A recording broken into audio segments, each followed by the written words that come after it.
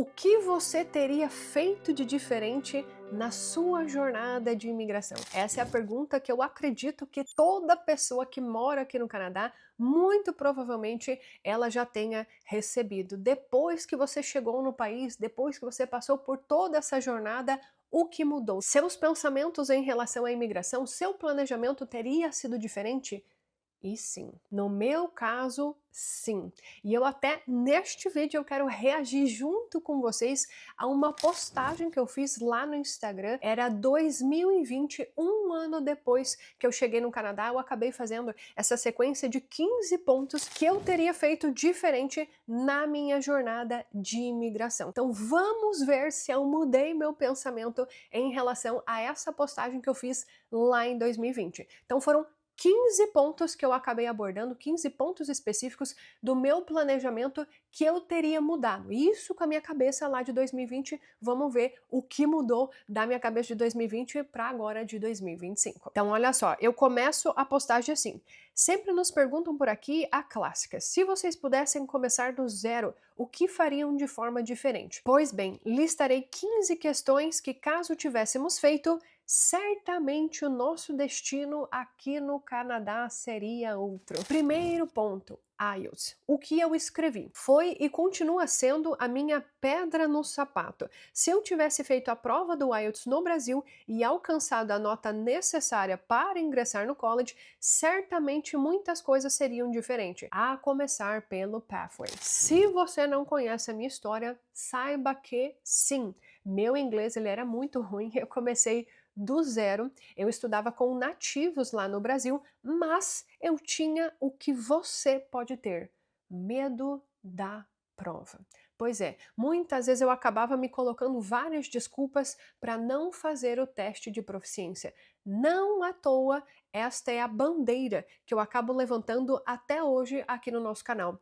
Faça o simulado, pelo menos, do teste de proficiência, para você saber com o que você está lidando. O que te espera neste teste de proficiência? Eu acabei colocando o IELTS aqui porque era o único teste naquela época que eu tinha conhecimento. Hoje em dia, a gente fala sempre aqui no nosso canal, tem o IELTS, tem o CELPIP, tem o PTE Core, esses para o inglês, que são aceitos pela quase totalidade dos programas de imigração. E para o francês, a gente sempre fala do TEF Canadá e o TCF Canadá. Então, se você está nessa jornada do idioma, sim, esse continua sendo um ponto que eu bato na tecla e é o meu maior arrependimento no plano de imigração. É nunca ter feito o teste de proficiência, sequer o simulado. Eu tinha feito antes de sair do Brasil. Inclusive, se você está nessa jornada de preparação, eu vou deixar os meus professores, os professores que me ajudaram nos testes de proficiência, aqui na descrição.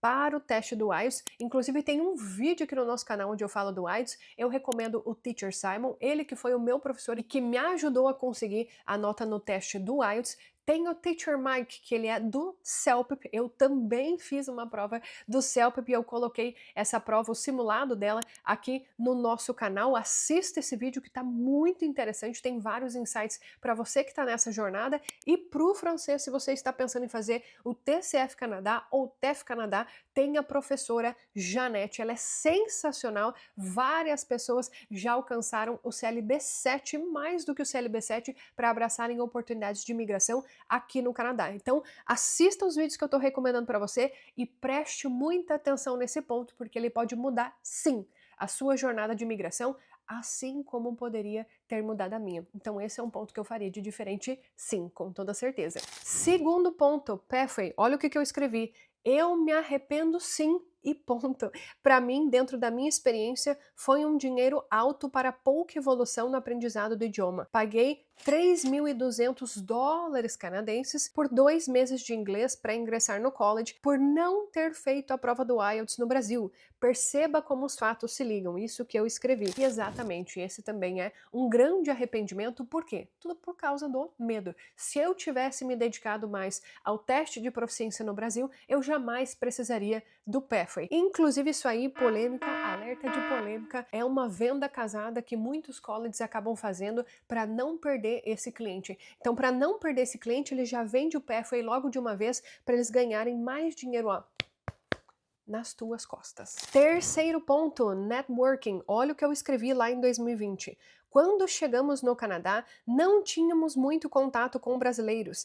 Aliás, sequer tínhamos bons contatos. Não conhecíamos pessoas que pudessem nos auxiliar nos primeiros passos aqui. Passamos por muitas situações desconfortáveis que, talvez, se tivéssemos conhecido a experiência de outras pessoas, não teríamos passado por elas.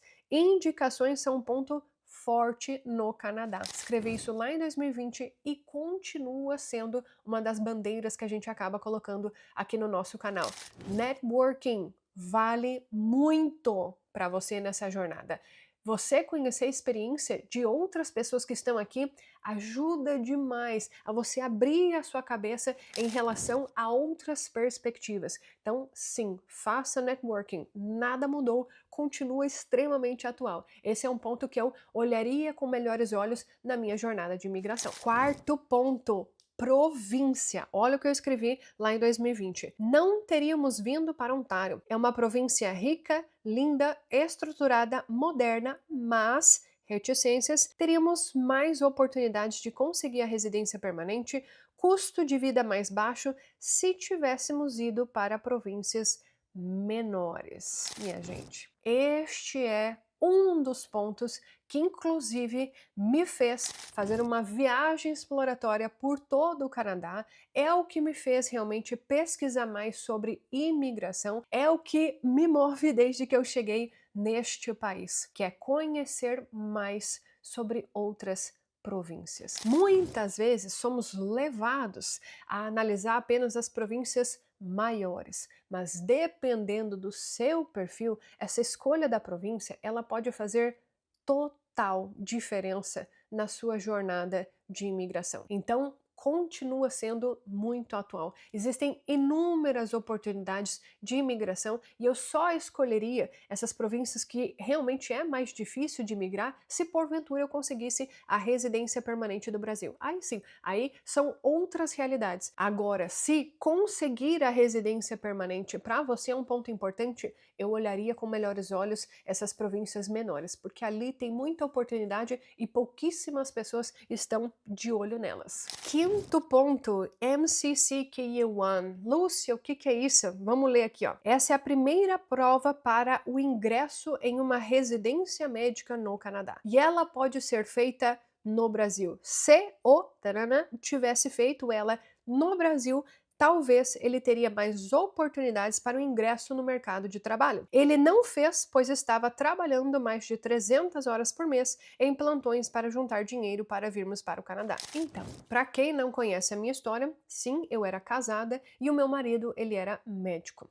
Infelizmente, antes de chegarmos no Canadá, não conhecíamos muito dessa jornada da medicina aqui no país. Este foi, inclusive, um dos pontos que eu realmente, minha gente, eu me dediquei para conhecer a jornada médica no Canadá. Inclusive, fiz até um canal no Telegram só para médicos. Esse canal existe até hoje. Quem é médico, inclusive, pode até mandar um e-mail para nós. Tem vários médicos que estão nessa jornada. Eu tentei criar esse grupo para que os médicos que estivessem nessa jornada eles fossem mais unidos, que eles compartilhassem mais informações e que fosse mais fácil para todo mundo. E assim eu tive a oportunidade de conhecer vários médicos, conheço eles inclusive pessoalmente e sei que para você se tornar médico aqui no Canadá, não necessariamente existe apenas um caminho. Inclusive, se você é médico, saiba que o governo cada vez mais está facilitando o processo. E várias coisas já mudaram desde 2020. Inclusive, recentemente até, algumas províncias tiraram a obrigatoriedade do MCCQ1 para você conseguir passar por essa jornada médica. Enfim,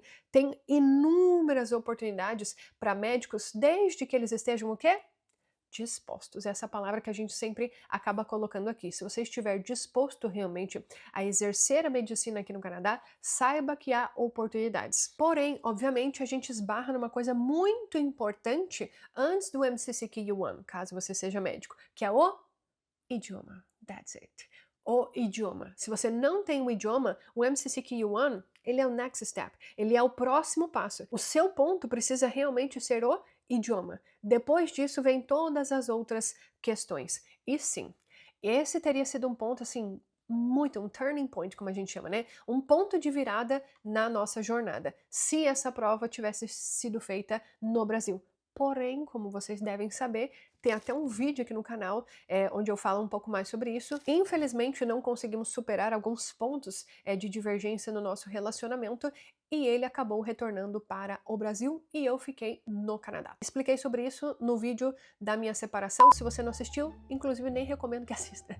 É só para quem é realmente curioso e fofoqueiro, beleza? Não assista, continua nesse vídeo aqui, que este vídeo realmente é o que tem informações importantes para sua jornada de imigração. Deixa aquele vídeo para os fofoqueiros. Vamos lá. Sexto ponto, carro. Olha o que eu escrevi lá em 2020. Um veículo aqui vai além de ser apenas um item que lhe trará conforto, mas sim uma necessidade. Uma das minhas piores experiências foi esperar um ônibus por mais de meia hora com a sensação térmica de menos 33. Certamente hoje um carro está na nossa lista de prioridades. Então, isso eu escrevi lá em 2020. E sim, eu acredito nisso até hoje e esse é um dos pontos que qualquer vídeo que você me vê falando sobre quem está chegando no Canadá, eu acabo colocando isso como um ponto importante, que é a questão da logística e transporte aqui do Canadá. Não é toda a cidade que tem um transporte público eficiente, que você não vai ter problema, não. Essas cidades são minorias. Na quase totalidade dos casos, especialmente se você tiver filhos, um carro é extremamente importante. Por isso que eu sempre acabo frisando, planeje-se desde o Brasil. Não espere chegar aqui no Canadá, você passar realmente pelo problema para você ver que você vai precisar. Não, já começa a se planejar desde lá. Porque se for um ponto importante para você, você já vai estar preparado financeiramente para fazer essa aquisição do veículo, que faz diferença, viu, minha gente? O inverno com carro é outro. Você consegue até passar por essas fases de temperaturas negativas de uma forma muito melhor. Então escrevi lá em 2020 e continua valendo para 2025. O carro é muito importante aqui no Canadá. Sétimo ponto, moradia. Olha o que eu escrevi lá em 2020. Primeiramente, você não tem histórico de crédito e você precisará, muitas vezes, ficar no lugar em que o proprietário te aceite e não no imóvel que você quer. Segundo, mesmo oferecendo um ano de aluguel pago, na maioria das vezes você não conseguirá alugar. Alugamos o primeiro apartamento em que fomos aceitos, mas não era o que queríamos. Talvez se tivéssemos ficado em um Airbnb por mais tempo, teríamos tido tempo hábil para encontrar o apartamento que queríamos. Vejam só, caros amigos, eu escrevi isso lá em 2020. Lá em 2020. Mesmo oferecendo às vezes um ano de aluguel, mesmo assim o proprietário pode não te aceitar. Isso está atualíssimo, minha gente, porque em 2020 e 2021, mais ou menos, muitas coisas mudaram no mercado imobiliário por causa da pandemia. Porém, em 2022, se você acompanha o nosso canal, você sabe que teve esse boom de crescimento populacional e voltou a ter essa realidade que era muito comum em 2019, tá? Então, quem chegou aqui em 2021, início de 2022, talvez não conhecia essa realidade de antes da pandemia, mas essa era a realidade. Às vezes, você saía aplicando para vários imóveis e você não conseguia alugar, porque tinha uma fila de pessoas para alugar aquele imóvel. E essa hoje em dia é a mesma realidade do que lá em 2019. Às vezes você aplica para o apartamento que você consegue e não necessariamente aquele que você quer, por causa do seu credit score. Você não tem histórico na cidade, você não tem referências na cidade e isso acaba dificultando para você conseguir alugar um imóvel aqui no Canadá. O que eu mudaria aqui, tá? Tem um ponto que eu mudaria neste de moradia. Talvez se tivéssemos ficado em um Airbnb. Hoje eu não penso dessa forma. Hoje eu teria investido em uma empresa para realmente procurar um imóvel quando eu ainda estava no Brasil, porque financeiramente falando, ficar em um Airbnb é muito custoso, tá? É muito custoso. Então, muitas vezes, na maioria das vezes, é até preferível você contratar uma empresa, obviamente que você guiando aquilo que você quer para essa empresa, para eles já arrumarem um apartamento para você desde o Brasil. E assim, quando você chega no Canadá, você já chega na sua casa. Você não precisa primeiro para o Airbnb, sair procurando imóvel, ver se você é aceito. E tem risco também, de às vezes você tá um mês no Airbnb e mesmo assim você não conseguir um imóvel para você alugar, tá? Então hoje, pelo cenário atual do mercado imobiliário, eu realmente tentaria fazer isso do Brasil, contrataria uma empresa, um agente imobiliário para fazer esse processo e não esperar chegar no Canadá para resolver isso. Esse é um dos pontos que eu acabei mudando o meu pensamento, inclusive até pelo cenário do mercado imobiliário atual. E seguinte, neste vídeo falamos sobre 7 pontos que eu teria feito diferente. Comentei sobre como eu pensava em 2020 e alguns pontos que eu teria mudado com a cabeça que eu tenho hoje em 2025. Já deu para perceber que tem muita coisa que realmente poderia ter sido diferente. E esses são só alguns pontos, alguns pontos. Nesta postagem eu escrevi 15 pontos que eu faria de diferente. Então, se você gostou desse vídeo, já comenta aqui, Lúcia, eu quero saber os outros pontos.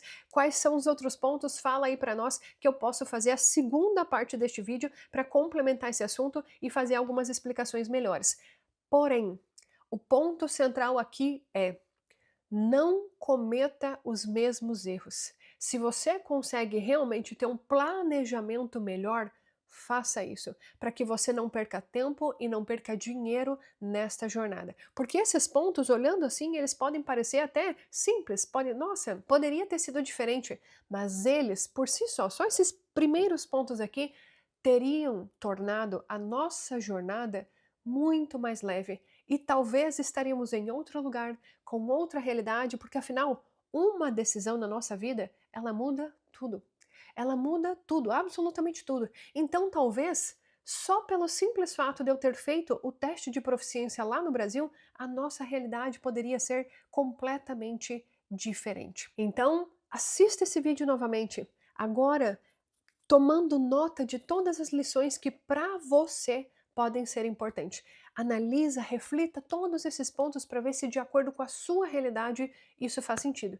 E eu espero que faça. E eu espero que esse vídeo tenha sido útil para você. E eu até vou te convidar a você fazer parte do nosso canal no Telegram. Lá tem muita informação sobre essa jornada de imigração. Vou deixar o QR Code aqui na tela, basta você apontar o seu celular que vai abrir o link do canal, ou então eu vou deixar o link aqui na descrição desse vídeo. Estou sempre por lá postando mais informações sobre essa jornada de imigração. E também, se você não nos segue lá no Instagram, afinal esta postagem foi feita lá no Instagram, nos siga por lá também, é Canadá Mais Que Um Sonho. Todo dia estou nos stories e fazendo postagens sobre a vida aqui no Canadá. E se você gostou desse vídeo, não se esqueça daquele like maroto, isso nos ajuda com que o YouTube distribua o nosso conteúdo para mais e mais pessoas que estejam interessadas em morarem aqui no Canadá.